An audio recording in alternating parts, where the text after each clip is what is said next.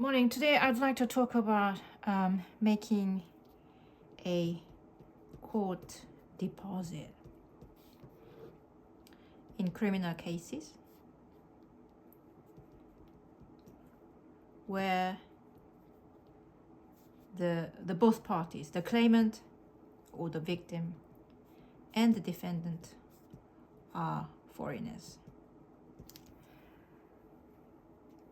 If you happen to be involved in a crime and you want to, somehow you plead guilty and your detention warrant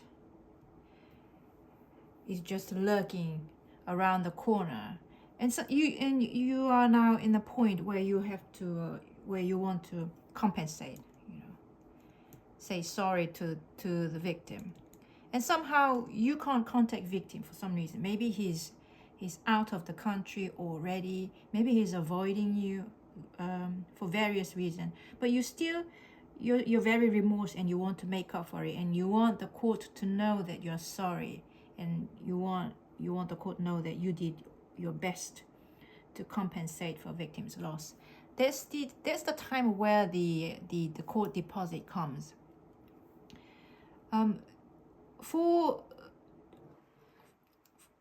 just to give you like what type of a court deposit you need to be making, your lawyer will take care of it, but you also need to have a good solid understanding what it means. At the investigation stage, you can make a court deposit, but after indictment, I'll just say like post indictment, you can make a criminal deposit under the special provision. That clause has been recently introduced, like year 2022. So during after you get press charges by the prosecution, after the indictment, you can file for the criminal deposit. But before the indictment, while investigation is over, and as I said, your detention warrant is scheduled or just lurking around, you can feel it, but you're sorry, then you have to make a deposit at the investigation stage. In practice, at this stage, it's just called like general compensatory deposit. It's in its nature is a civil deposit, whereas from the post-indictment, it's different one.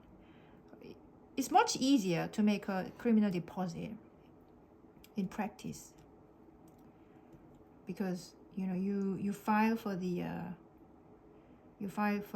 contact details of the victim to the court, and the court asks the victim whether the victim wants to be contacted, whether the victim agrees to the disclosure of his contact.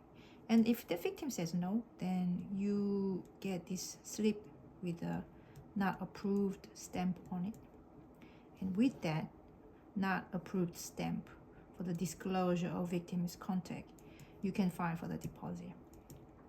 At the investigatory level is slightly more difficult because you are relying on just a general compensatory deposit. So what makes it difficult is you'd have to know at least his address, the passport number, so on. But in most cases, when there are two foreigners involved in crime and no specific address, they just met in a random place, they're all traveling, it's much more difficult. So you would have to find a lawyer who has experience with making a court deposit for that. And with the court deposit, you can use it as a proof that you are very remorse, sincere, and so on. For the foreigners who doesn't have a fixed residence in South Korea, the jurisdiction is where the Supreme Court is located, which makes the jurisdiction for the deposit to be the central Seoul Central Court. I happen to, you know, my office is just right next to the Seoul Central Court. So you have to pay a visit. Your lawyer would have to pay a visit to Seoul Central Court. It can't be done over the internet.